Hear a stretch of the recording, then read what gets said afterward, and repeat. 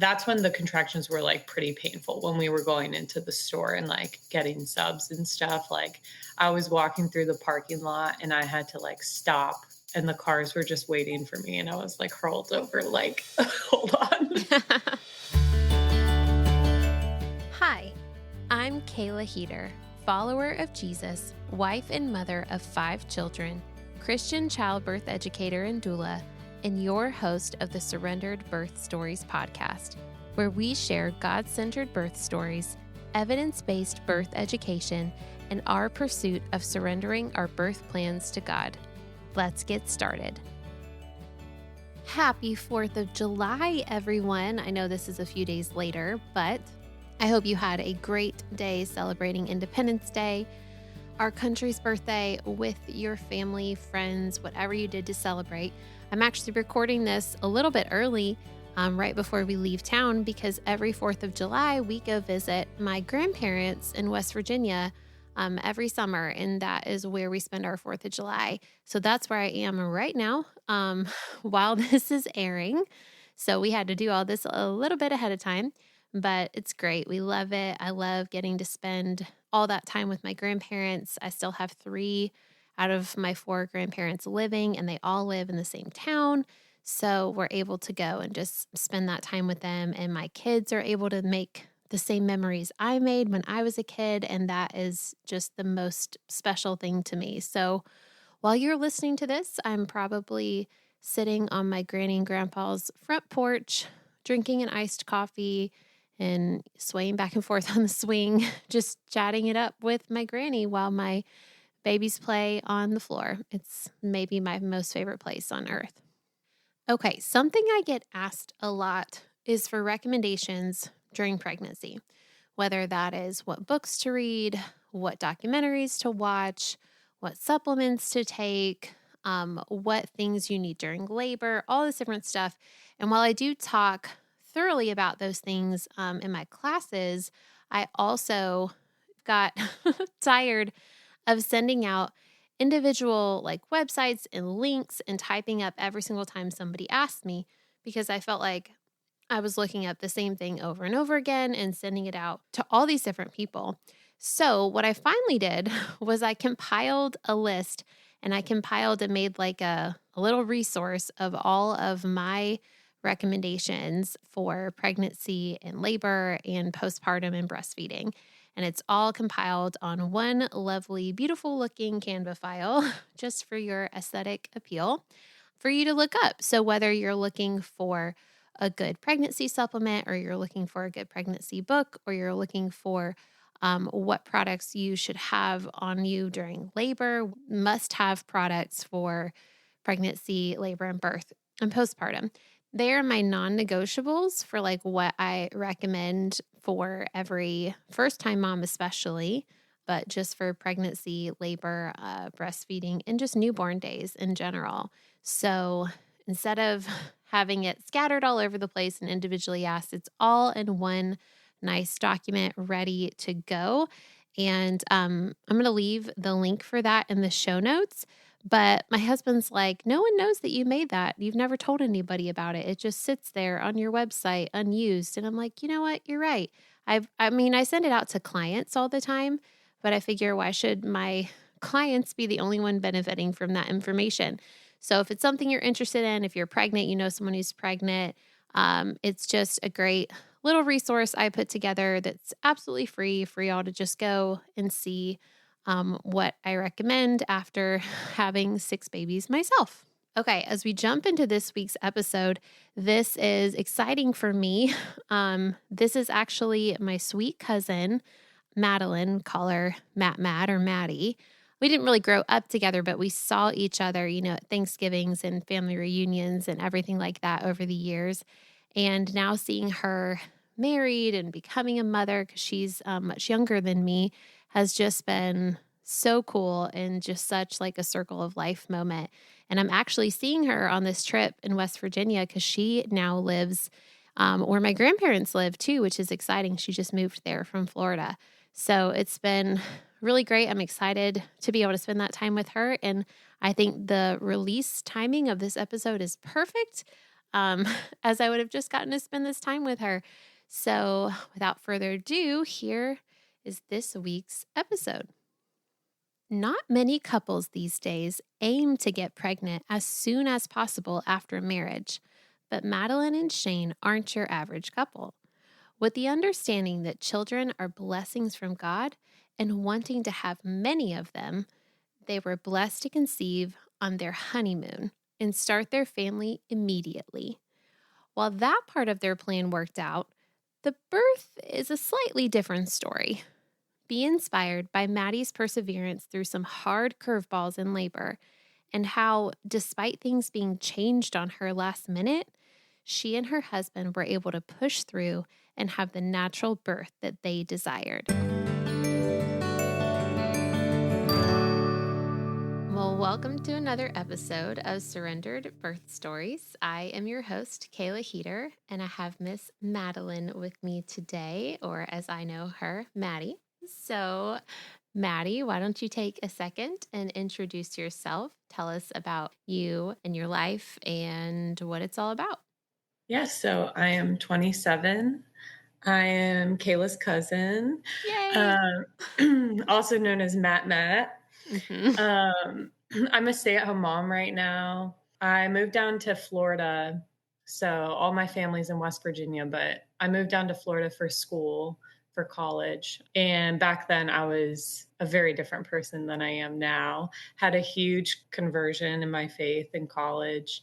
And then graduated, stayed in Southwest Florida, started working with women and children in a single mother's home, and then later a pregnancy clinic. And I always loved working with kids, and I knew that I wanted to be a mom, but if that didn't work out, I wanted to have a job that was basically like being a mom. So being a mom was really always I never had these big, I want to be a firefighter, like a dentist or something growing up. I just wanted to be a mom. So I'm really living my dream right now. But yeah, I met my husband, Shane, not too long ago, just a couple years ago. We met on a dating app and hit it off right away. Dated for 8 months, I think, something like that. Engaged for 9 months, married, pregnant right away. And then we just had our 1 year a little bit ago in April. And I am almost 5 months postpartum now and just staying at home with my daughter and loving life. That is beautiful. And I want to dig deeper into that married, pregnant right away story. Yeah. So take us not too far back, a year or so ago, when you guys got married. Tell us what your plans were, what your thoughts were surrounding pregnancy and having kids and stuff. And then tell us how you found out you were pregnant. Yeah. So when we were dating, we kind of put everything out there right away and talked about what we wanted in terms of kids and when. And we both wanted a big family and we both wanted it like as soon as possible. And so when we got married, we were hoping I would get pregnant right away. And I was tracking my cycle. So I kind of knew I was like, as long as I was fertile, I was probably going to get pregnant right away. And that's exactly what happened. We went to Italy for our honeymoon and came back, took a test, and yep, I was pregnant. We were super excited.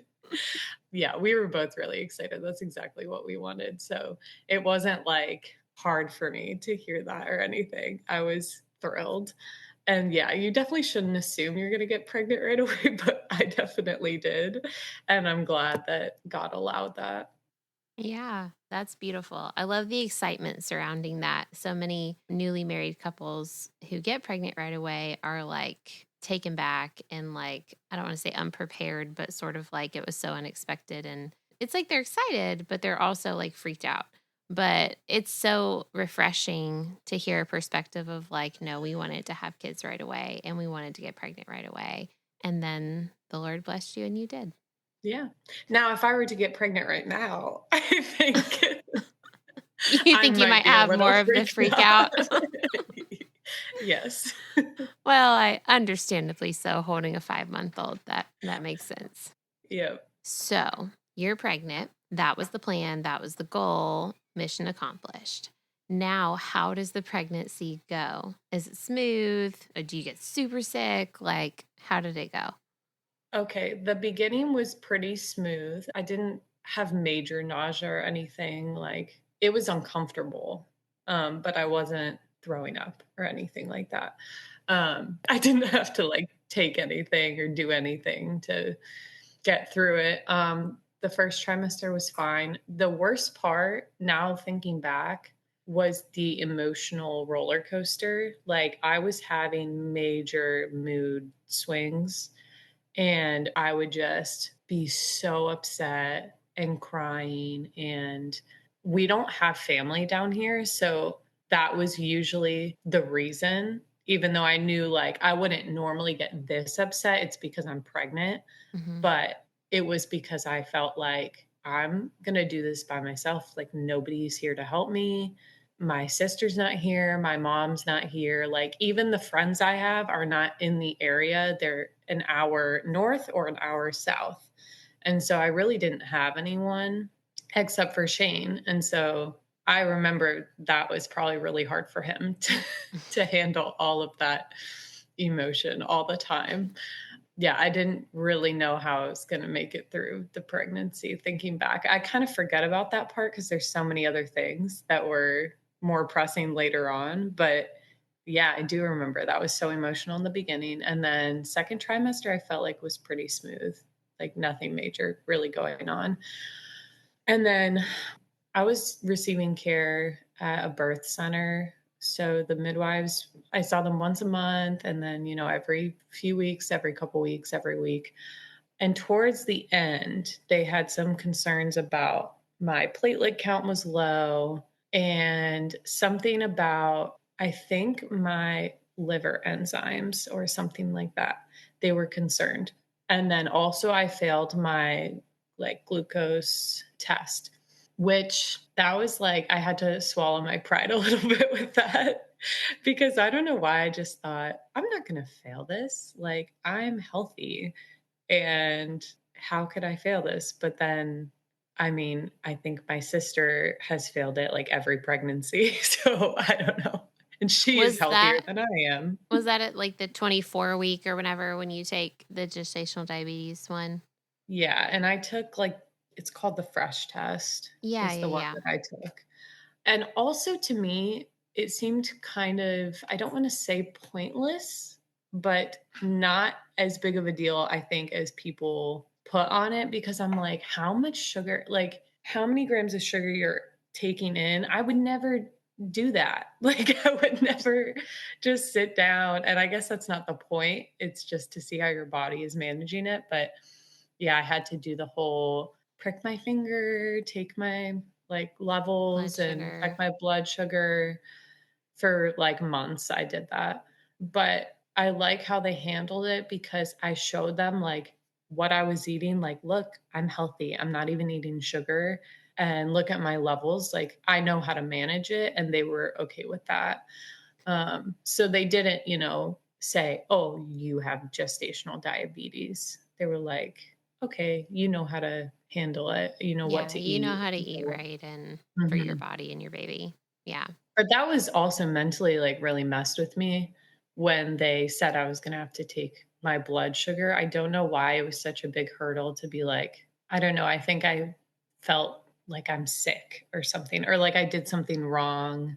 And I remember crying and just being like, just one more thing, like just a lot of new things. Like, I don't know how to do this. I've never done this. And plus, they had me on a million and one vitamins, and I was taking papaya leaf extract for my platelet count, and I Mhm. was taking whatever vitamin C, and I was taking kelp and like beet juice and this special tea and all these things. And my Mhm. shelf was just like covered Covered with with, supplements. yes. And I did not like it. It was just a lot. But I remember being very over that by the end. I'm like, I can't wait to get rid of all this stuff. And Shane was like, "Maybe you should keep it just in case." But that was a lot, and then that was all the way through 3rd trimester, and there were no, like, major hiccups, like, "Oh, we can't have your baby here anymore, we need to transfer you," nothing like that, but they are more on the conservative side in terms of, like, transferring people, I think. Yeah, so they're more likely to transfer in a situation than Mhm. maybe another one. Yeah. Right, but, like, my risk assessment was 0. So, looking back, I'm like, I was the ideal Candidate. client. Yeah, Yeah. but that story will But come as we'll we get go. into that. Before we get into the actual labor story, can you tell me your thoughts, you and your husband's thoughts about why you decided to choose the route of going to a birth center?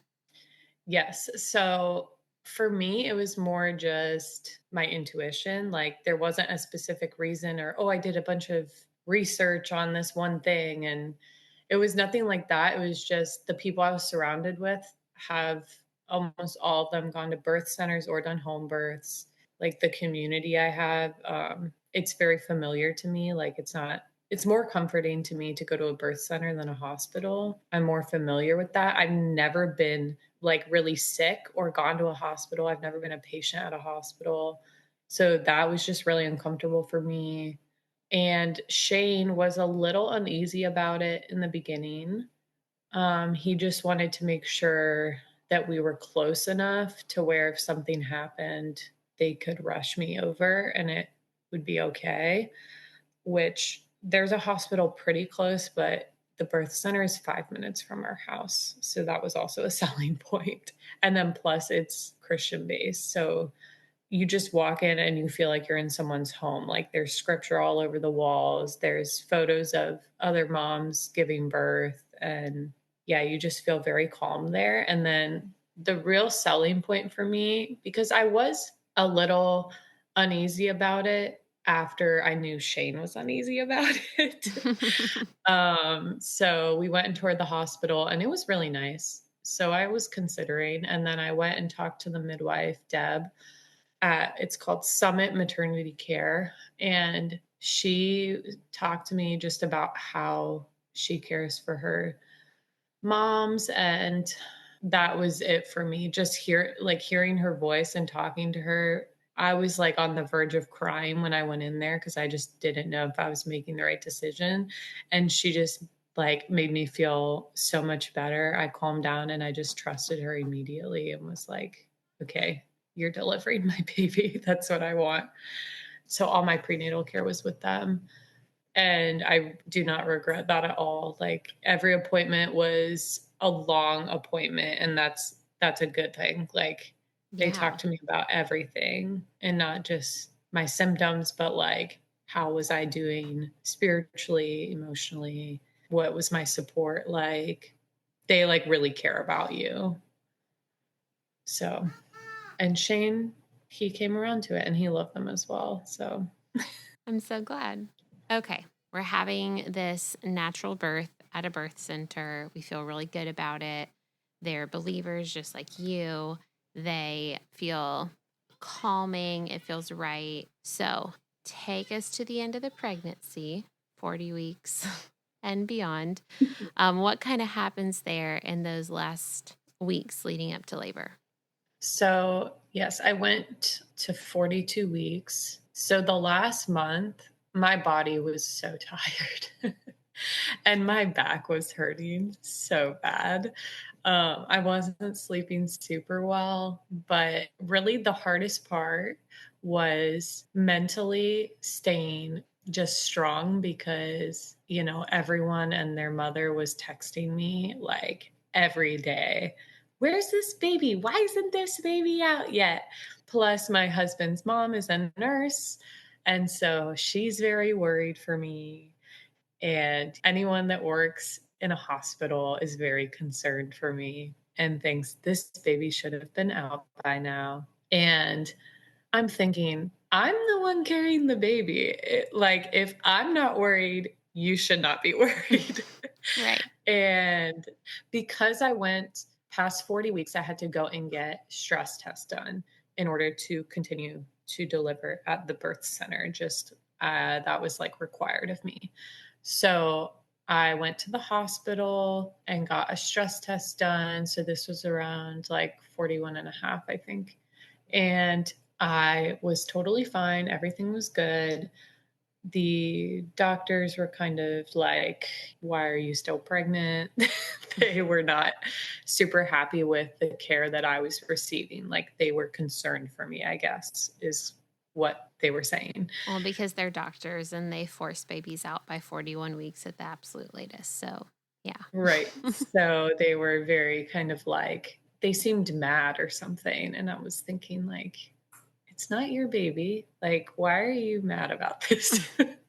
So they were kind of like, yeah, the next time we see you, you need to have this baby. And like, we're going to induce you the next time we see you. Cause they knew I had to come back for another stress test in like a couple days if the baby wasn't out yet.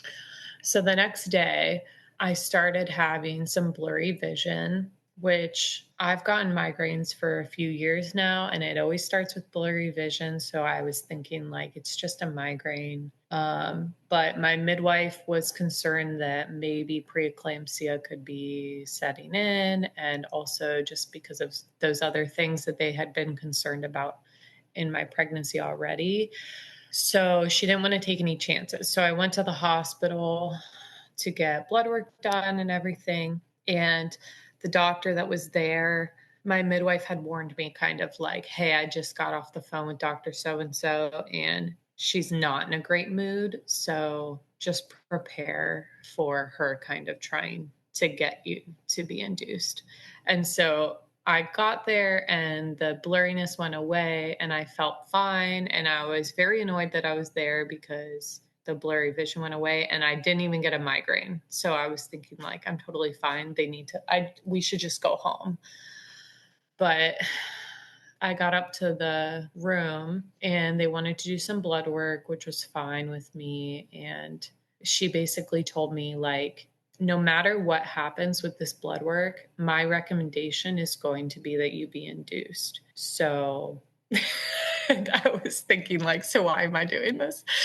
So the blood work came back, and there were a few things they were concerned about. My platelet count had dropped even lower.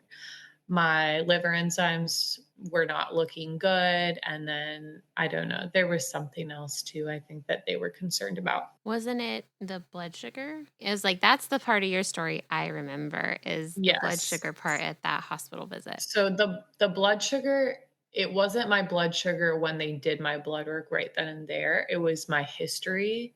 So she was looking at my history throughout my pregnancy and seeing that I had failed my test. And she's like, "Oh, so you're gestationally diabetic." And I was like, "Well, no." And she's like, "Well, yeah, you are." And I was like, "Okay, I don't know what to tell you. They never told me that I was diabetic."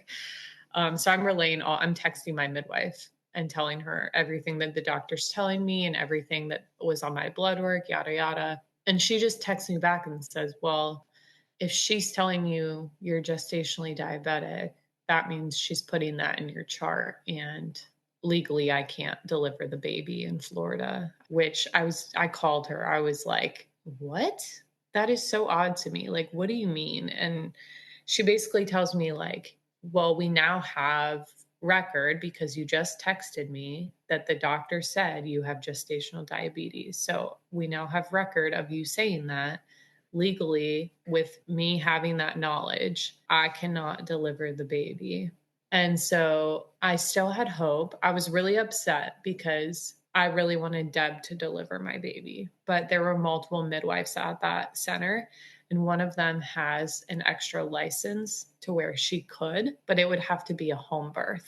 I couldn't give birth at the center. So I was willing to do that. And so I asked to speak with the midwife, Holly, and I asked her, will you deliver my baby? Because I will do it at home. I don't care. And she considered it. And then she reviewed my blood work and everything. And she was really concerned as well. And so basically, the midwives ended up kind of agreeing with the doctor and saying, yeah, I think maybe you should be induced.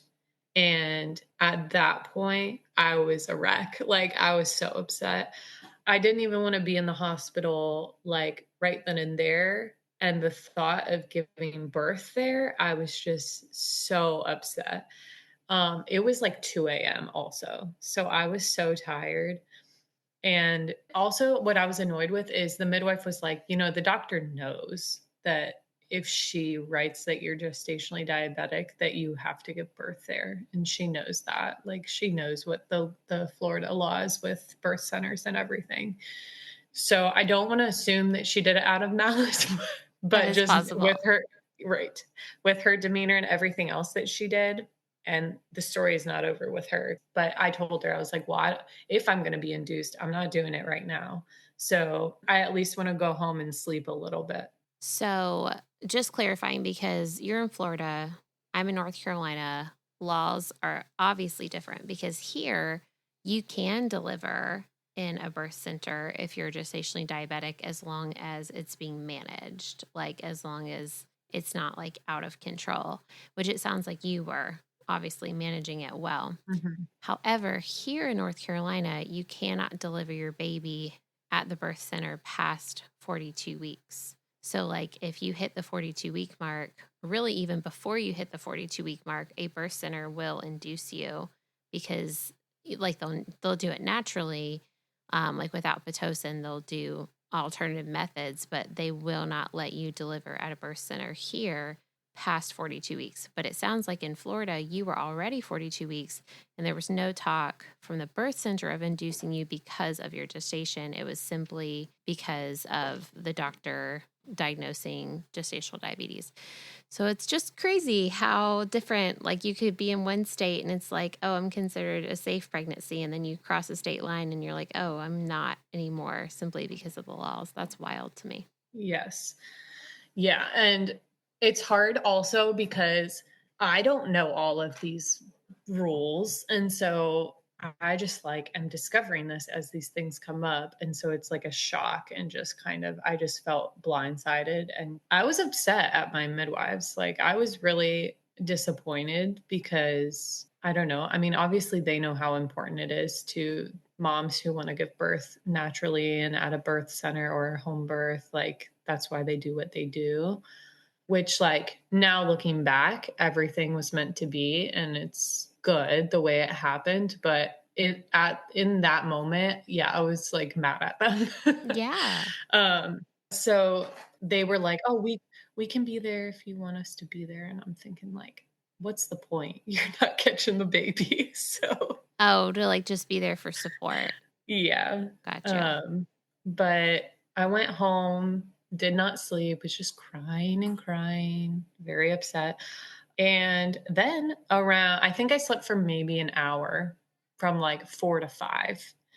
And then I started feeling contractions around like 5:30. But I had been feeling so many contractions the whole third trimester, and so I wasn't really convinced I was going into labor because they felt similar to the Braxton Hicks, but they did not stop and they weren't strong at all, but I couldn't sleep. And so they kept going. I woke Shane up early in the morning and we kind of just went about our day. I let my doula know and kind of told her what it was feeling like. It really just felt like period cramps, honestly, which is what a lot of women say that I had heard that's what a lot of women experience. And yeah, we just had our coffee, we ate breakfast, we went on a little walk, and they were getting a little bit stronger. We were just going to stay at home as long as we could, especially because I felt like mentally okay. Like when those contractions started, I was like, oh, praise you, Jesus, because I was praying so hard. Like when I found out the midwives couldn't deliver my baby, I was like, God, please, like, allow my body to do this naturally. Like, I know I can't give birth at a birth center. It's okay. If I'm going to be in the hospital, like, please let my body just do what it's supposed to do. And that's what happened. So the contractions just kept going. And at around noon, I think we decided to leave for the hospital. The hospital that we were going to was like 20 to 30 minutes away. So that's really why I probably could have waited longer if it was closer. But we even went to Publix beforehand and got some subs, some like chicken tender subs. And we ate lunch outside the hospital. I got some snacks for like after the baby was here, just like little sugary things, or during labor if I wanted. Then that's when the contractions were like pretty painful when we were going into the store and like getting subs and stuff. Like I was walking through the parking lot and I had to like stop and the cars were just waiting for me and I was like hurled over like hold on. And yeah, I was like eating my sandwich and like in between bites, just like leaning over at the table. I couldn't really sit down. It was very uncomfortable for me to sit. So I was standing my entire labor, like almost the entire time. And we went into the hospital, and that same doctor was there. And she was like, "Oh, thank God you're here. We were all talking about how worried we were for you." And I was so annoyed. I was like, "Why were you talking about that? And why would you tell me that?" And guess what? I'm in labor. So good thing I didn't let you induce me. Like, Right. and my contractions were really strong at that point, and she just kept talking and talking. And I understand there's like vital information she needs to tell me, regardless of how I'm feeling. But there was a lot of like extra things that she was saying that I didn't need to know as I'm having these really strong contractions. And I was just really hoping she would just leave at any point. Like, I was so annoyed that she was there. And she was telling us like horror stories as I'm in active labor. Like, well, if you want to deliver naturally, the baby could be halfway out and could get stuck. And then we would have to reverse the delivery. And then you wouldn't have any pain medication yet, but we would have to give you an emergency C section. And she's like, "Oh, but I've never even like seen that or done that." And the nurse beside her was like, "I've never experienced that." And I'm like, "So why are you telling me this?" Ah, Like, yes. The fear mongering of the OBs at the hospital. I've witnessed it so many times, more times than I wish to count. mostly Shane was just like listening to her as I was like leaning over a counter trying to get through my contractions. And I think their shift change was around 6 or 7, maybe 6. I don't know. But all I knew is she left and somebody else came in. And I was so happy. So Dr. Sante delivered my baby, and I wish I could just like call him up and go cook him a meal and give him a hug or something. Like he walked in with his half like quarter zip sweatshirt on and his hands in his pocket, just so relaxed. Didn't say anything, just kind of looked at the monitor and just kind of watched me go through a couple contractions. And then I think he said, "Oh, contractions are pretty strong," and then left. And like not see him again until the baby was coming out. And plus, the nurse that was working with him was so kind, so calm. My doula said there was actually less intervention in the sense of like the monitoring and all of that with that nurse and doctor than there probably would have been at the birth center. And they just really left me alone, and it was awesome. They had a tub there that I could use. I was in there for a little bit. I didn't love it.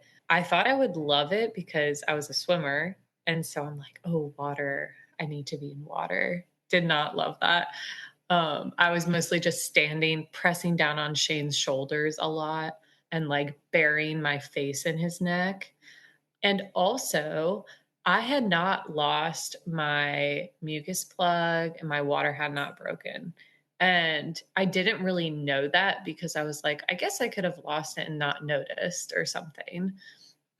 While I was sitting on the toilet and just which that was weird. Like Shane was like, "You were in a trance. Like I didn't even touch you for like an hour. You were just sitting there, like closing your eyes and just getting through your contractions." And then all of a sudden, just I thought my water broke because I was like, "Well, something just happened." And I went over to tell the nurse, "I think my water just broke." And then my water actually broke, and it was like a tsunami, like the movies, just whoosh, all on the floor of the hospital. And I was like, wow, that was insane. And she said, "Do you want me to check you?" And I was like, "Not really. Like, why?" And oh, I forgot to mention. So the doctor that I did not like had checked me when I first got there. And I didn't really care for that to happen, but she was just like, "Well, it's good to know like how far along you are and then later if we check you." And I'm like, "But like why?" Like I don't care. And so I said, "Okay, you can check me, but don't tell me." And so she checked me and was like, "Okay," and didn't tell me.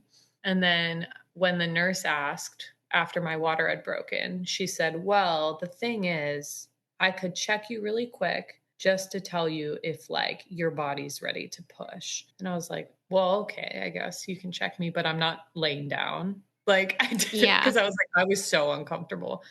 And when I had first gotten there, they wanted an ultrasound, which I'm kind of hopping around now, but I let them do this ultrasound and I regret it. So if anyone experiences this, like if you're past 40 weeks and you're at a hospital and they're like, "Well, we need to see how big the baby is," just like refuse an ultrasound seriously because they had told me like we need to know if this baby is like too big basically.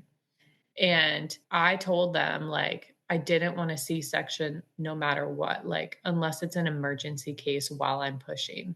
And she had said, "Well, if the baby's too big, I'm gonna recommend a C-section." And they did the ultrasound. It was so painful because I was already in active labor. So they're pushing down on my stomach, and I'm just like trying to get through this pain. And then the doctor reviews the ultrasound and says, "Oh, it's a pretty big baby, just under what I would recommend for a C-section. So I think you're going to be fine. But these are also pretty inaccurate. So it could be a pound or 2 pounds off either way." I'm thinking, so there was actually no point to doing that. Mhm. Why did I do that? For like, and then of course you get the hospital bill later and you're like, I could have just not done that and not paid all that money for that. Like Yes. that was so pointless. So that is one thing I do regret. I should have never done that. But anyway, so after the nurse had checked me, she was like, "Yeah, she's like right there. If you wanted to, you could start pushing." And I was like, "Well, I do want to wait until I feel like pushing." And so as I was standing there, I could like feel her coming out. Like I was like, I think she's gonna fall out. And they were like, "You need to get on the bed." And I was like, "I really don't wanna get on the bed, like, I'm standing right here and she's gonna come out." And they were like, "Well, you really should get on the bed. You can try, like, half standing, squatting on the bed if you want." Well, the second I got on the bed, that feeling completely went away. I did not feel like pushing anymore. It's like she just swam right back up, and that was pretty annoying. They put this bar over the bed that I could use to help squat and, like, Squat bar. hold on to, Mhm. and I did not like that at all. I tried all 4s, I did not like that. I couldn't, like I don't know, it was really hard to feel like trying to push in that position, and I know a lot of women, like, do all 4s, and that works really well for them. I don't know what about it, I just couldn't, like, push in that position. And so I ended up just like the movies on my back, knees up on the whatever they're called, little foot pedal Stirrups. things. Yep. And Shane was holding one knee back and the nurse was holding the other knee back because I was so tired. I couldn't like hold my knees back like that. I was like shaking. And at this point, I don't really know. I think it was around 11 something, 11:20 or something like that because the only time I knew kind of how long it had been. I think I asked what time it was, and it was around like 8:30 PM. And I was thinking, like, there's no way I can do this that much longer. Like, I'm so tired. And I will say, getting through the contractions, because leading up to it, I had watched so many videos, like so many YouTube videos, so many natural birth, unmedicated, like positive birth stories. I'd watched so much. And I just wanted to know what that felt like. Like, what is it going to feel like? That was the one thing. It's like, and now after going through it, like what I tell other people is like, I mean, it really is like just whatever your period cramp is times 1,000, just crank that up like way, Crank way it. more. Yeah. Um, but I just got really tired at one point and just was thinking, like, what if this goes on for days? Because I have friends that have had 72-hour labors, and I knew I could not do that, and or I thought I could not do that. And they always say, like, oh, when the women are in labor and they say, I can't do this anymore, that usually means it's almost over. Well, I had been saying that for hours and hours. So I was like, that's not always the case, because I was saying I can't do this for hours. And that's just what it felt like. And the only thing that got me through was just looking at Shane and seeing him just like so calm and so steady. And like, I knew that he believed in me and he was so confident that I could do this, that like energized me and gave me confidence. And those contractions towards the end, I remember at one point closing my eyes and just like the image of Christ on the cross, like just popped straight into my mind as I was going through those contractions. That is the only other thing that got me through. And just like feeling united to Christ on the cross, because I had never felt pain like this in my life. I've never broken a bone. Like I said, I've never been in the hospital. I've never been super sick. Like, I just have not felt a lot of pain in my life. But that was very unifying. And then when it was time to push, like in my mind, I think I was a little naive because I thought, like, oh, the hard part's over. And I think I thought that because I heard so many stories about women just like, oh, like I felt the ring of fire and then the baby just came out. And that was not my experience. And so I thought the baby was just going to slide on out of me. And that's what it felt like when I was standing up. And so that maybe would have been my experience if I was at the birth center. I will never know. But laying on my back with my knees pulled back and pushing like that was very hard, like the hardest work I've ever done. And I thought at one point she wasn't going to come out. I thought she was just stuck in there because her head was just sitting there. And I thought, they're going to have to cut me open. Like, this baby's not coming out. But the doctor was very calm and he just looked at me and was like, I'm going to help you. Like, you're not doing this alone. I'm going to help you. And I don't know what he did, but I really felt like he was helping me. And I pushed for 20 minutes and she did slide on out and they slapped her on me. Wait, you pushed for 20 minutes total, or you pushed for 20 minutes after he said he was going to help you? 20 minutes total. Oh, Mattie. Mattie, I know it was the hardest work of your life, but that is not very long at all. Especially for like a first-time mom who with a bigger baby on her back. Like, you should be so incredibly proud of yourself for pushing out that baby in only 20 minutes.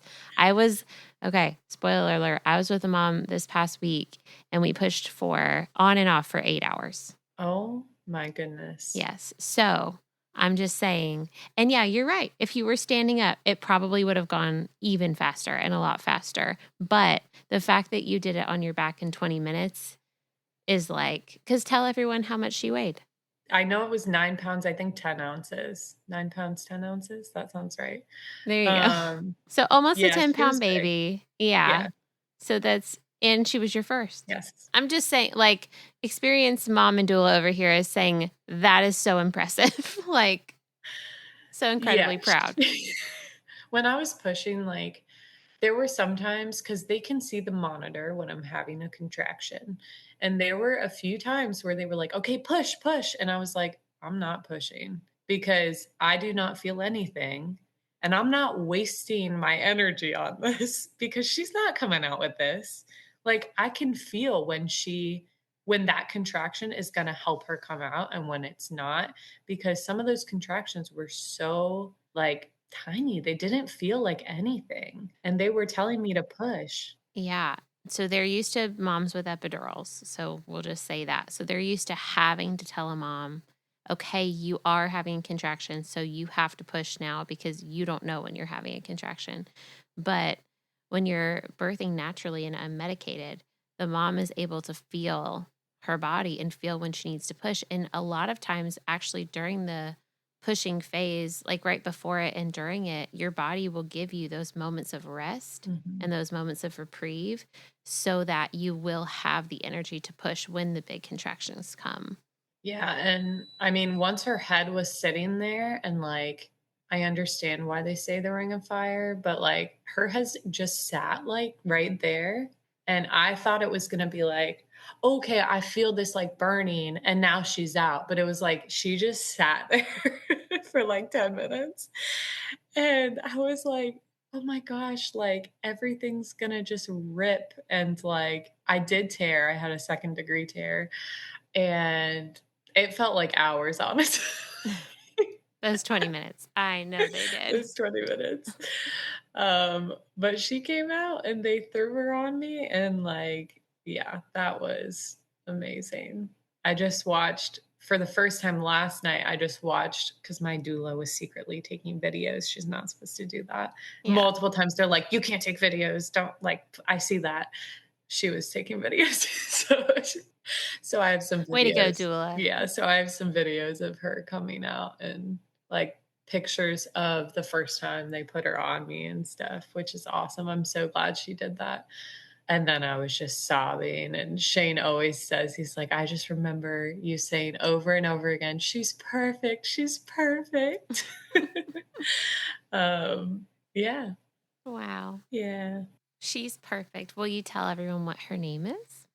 Maria Jo Rose Russell. And that name, we kind of thought of it last minute. We had some other names we were playing with, but we knew we wanted it to be something with our faith and also something with maybe our trip in Italy. And we spent some time in Rome down to Amalfi Coast, and we saw a lot of saints. We're Catholic, so we have like strong devotions to certain saints that we saw. And when I say we saw saints, it's the remains of their bodies in tombs that are in churches throughout Italy. Like Italy is just covered with saints' remains.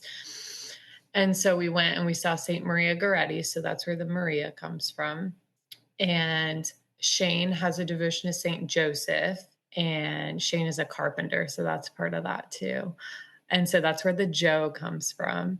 And then Saint Rose, I think of Mary, and Shane relates Saint Rose to Saint Rose of Lima. But and then Russell. But that's where Maria Jo Rose comes from. And I like that have never heard anyone called Maria Jo. So I like that it's a little unique. And definitely, I think if we have more kids, they'll all be related to our faith in some way. Yeah. Yeah. So, how did breastfeeding and postpartum go? So this is where I wish Shane were here because he remembers it probably better than me because it was like such a blur. But I did try to write it down. But breastfeeding, so she latched right away at the hospital. That was like one of the first things I was like, get her on there. Like, I wanted to figure this out. And that was really good. We didn't have issues.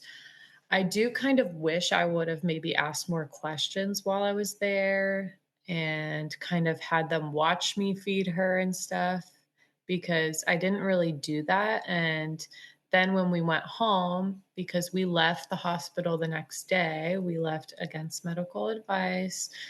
And As we many left, birth center transfers do. right. And so we left, and shortly after, like a few days in, I was having like cracked, bleeding, blistering nipples. Mm. And I remember the midwives telling me, like, it will be uncomfortable, but if breastfeeding hurts to the point where you're crying, that's not good. Like, something is wrong. That's not normal. Let us know. And you should never be bleeding. So let us know. And so I have been feeling kind of just like foggy and kind of had a headache. And I took my temperature and it was like a low fever. And within like a few hours, it just kept going up and up. And so I was sitting with 103-degree fever for a while. And I really didn't want to take medicine. And I just didn't want it to hurt Maria Joe in any way. And I just wasn't sure how taking medicine would affect her. But it just was not getting better, and I was even trying to feed her, like, with a spoon, like, Mhm. express milk and feed her with a spoon, and it was just not working, and it was terrible. Like, I was in so much pain, and then every time I had to feed her, it was, like, even more pain, Mm. and then plus the emotion of, like, I can't feed my baby, like, Yeah. this is the one thing I'm supposed to be able to do. Yeah.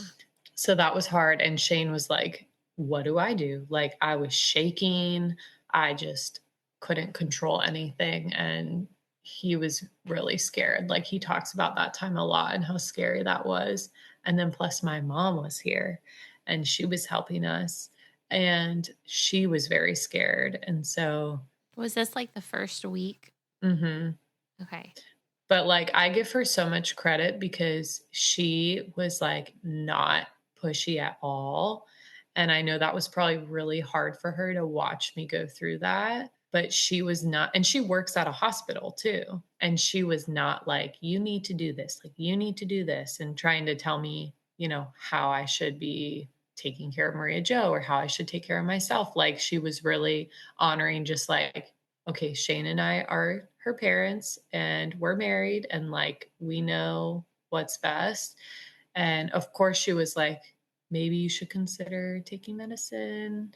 But Mhm. I expected her to be way more like, this is what you need to do right now. Did you call your midwives and ask and see like what's going on? Like, did you realize it was, I'm assuming it was mastitis. Yeah. So I did, and it was hard because like I was talking to them every time my fever went up, and they were basically like, "Well, don't take Tylenol because we don't want to mask it." And so I was like, "Oh my gosh, well, I can't do this much longer." And then I started considering like, okay, I'm avoiding these antibiotics, but the whole point is so that I can take care of Maria Joe best. Well, if I'm sitting with 103-degree fever and this doesn't break soon, and then I get even more sick and I'm in the hospital, I'm definitely not going to be able to take care of her. And so that logic kind of hit me after a while. And that's when Shane and I were like, okay, I'm going to take some antibiotics. And like within an hour or less, it was like immediately better. I was able to feed her easily. And I don't know if it affected her. I gave her some probiotic drops and stuff just in case. And of course, the pediatrician was like, that's like not something that affects babies ever. And I'm like, it definitely does because It sure does. I've heard a lot of stories of like moms who it has affected their babies. Now, I did feel a little more confident because she was so big and I went to 42 weeks that it wouldn't maybe affect her as much as a smaller baby, Hmm. but it may have affected her a little bit. I don't know. But it ended up being okay. And I got better. Breastfeeding got better. I saw a lactation consultant multiple times, which was amazing. Like, I would recommend that to every first time mom, even if you're not having issues. Like, I would say just like right away, have someone there helping you just to prevent issues from happening because I thought, like, I know how to take care of kids. Like, I'm meant to be a mom, so I'm going to know how to do this right away. And I had no idea how to breastfeed. Like, I didn't know that you bring the baby to you. Like I was like hunched over trying to feed her, like trying to bring myself to her. And that was not working at all. And I didn't know how to hold her super well and just so many things. Yeah, I would recommend like every first time mom have a lactation consultant come and help you, or someone who, or even just like a mom that has breastfed a lot of babies, like have someone come and show you. So that was great and that helped a lot. And it seemed like after every hurdle, there was like another thing just with recovering.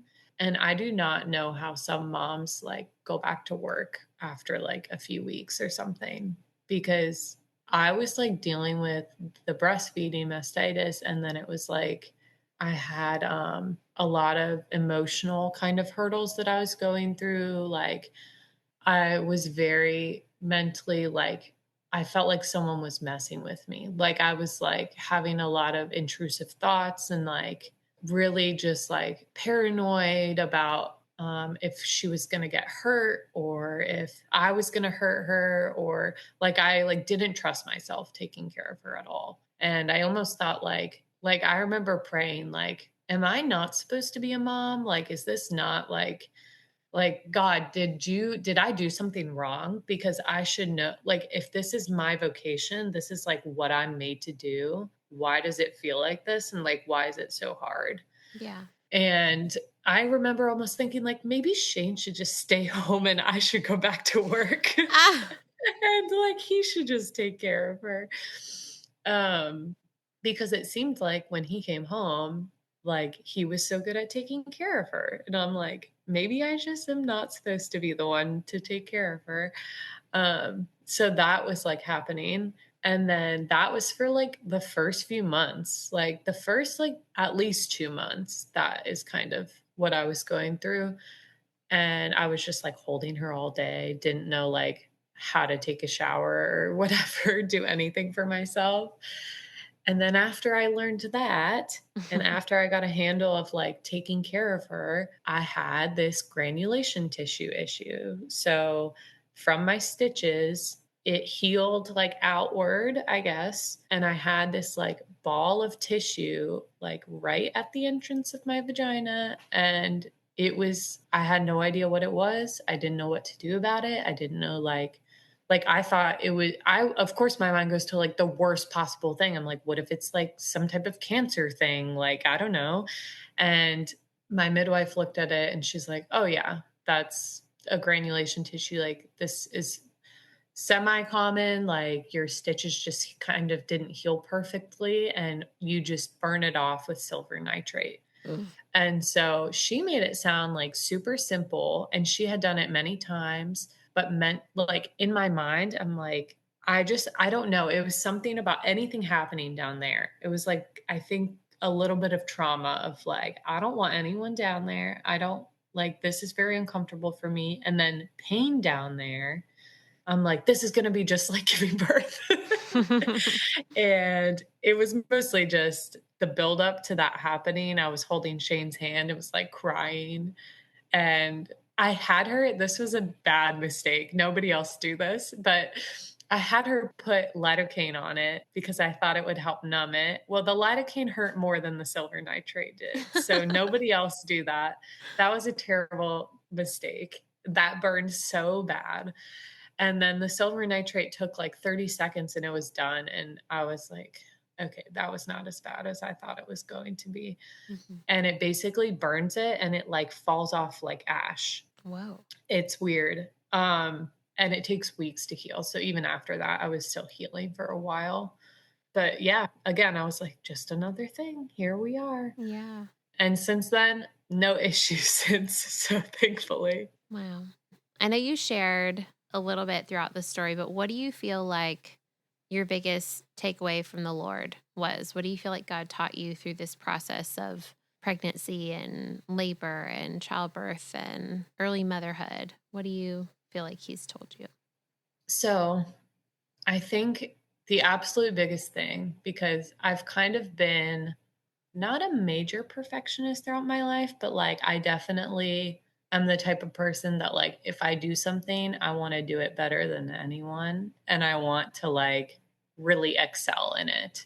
And I almost to the point where I'm like, if I know I'm not gonna do it super well, I just won't do it at all. And that had always done me pretty well in school and in athletics. Well, motherhood is not like that. And I think God has really shown me that, like, just because you do it imperfectly and just because it's really hard doesn't mean that it's not my will for you. Like, He has shown me that, like, the greatest suffering I have ever experienced brought me Maria Joe. And that was His will for me. And even though I'm messing up every day and like just learning, I don't have to do it perfectly. Like, He's pleased with that. Like, He's not looking at me like disappointed that I'm like not perfect or something. That's definitely the biggest thing. And also, along with that, just like He's shown me how much I can endure and like how much I can draw from Him and His strength, because I never truly knew what it meant to like be able to rely on Him in such a moment that like you have no other option. Like, He is the only one who is going to get you through this. And if I had not experienced childbirth, like, I don't know if I would ever have really known what that meant. Yeah. So, from what I remember, you said don't get an ultrasound at the hospital just because it's pointless, especially at the end of pregnancy, which I agree with wholeheartedly. And I teach that in my class. Like, do not get end of pregnancy ultrasounds, no matter what. But do you have any other advice for moms and dads to be out there? Okay, the biggest thing for this is for pregnancy, labor, motherhood, especially first time moms. Like, your spiritual preparation is way more important than anything you can do physically. Like, it is definitely important to be healthy and eat right and exercise and all those things. But when you are in labor, your spiritual preparation is what is going to come through. And then also those first few weeks, like your prayer and the way you prepared spiritually is going to be evident those first few weeks after you give birth, and just how you worked on your relationship with God. Because if are far from God before birth, after that, you're going to go through a lot of hard times and you're going to need to rely on Him. And so it was hard for me at first because I didn't know when I was going to have time to pray taking care of this baby. And I have a spiritual advisor, I guess you could say. And she basically said, like, look, like, you can pray whenever. You can pray when you're feeding her. You can pray when she's just chilling, playing, when she's sleeping, when she's not, like, all the time. And so it would be like, pray first and constantly. Like, your whole life should be a prayer. And it is through motherhood, like through your work as a mom. But yeah, that is like the biggest thing.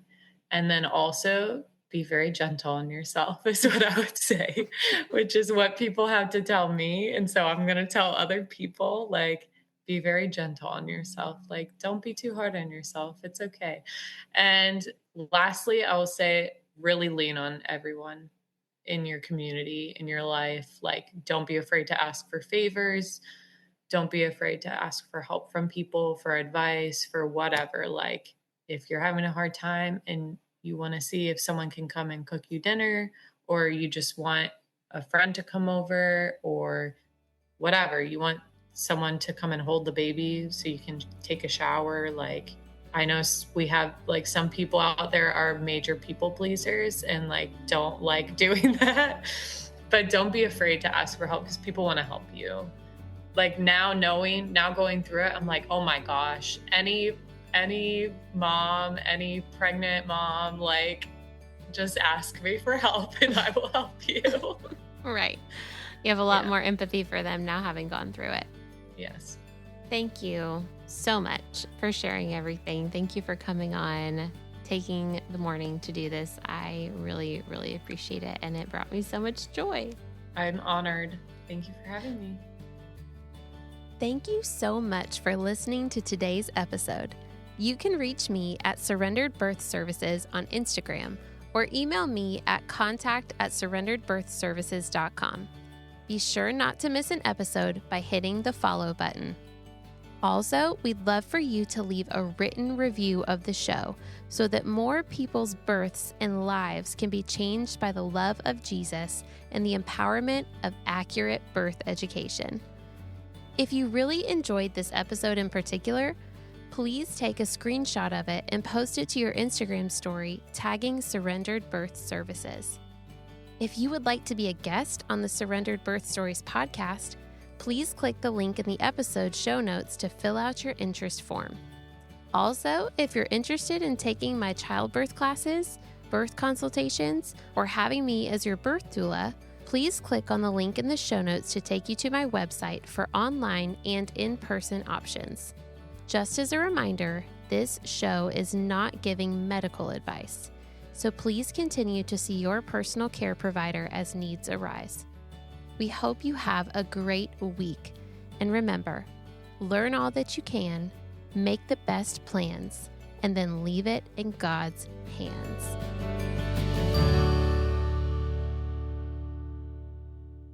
If I would ever have really known what that meant. Yeah. And yeah. Is that the lawnmowers now? Yep. Yeah. It's like I hear him now, but I didn't hear him before.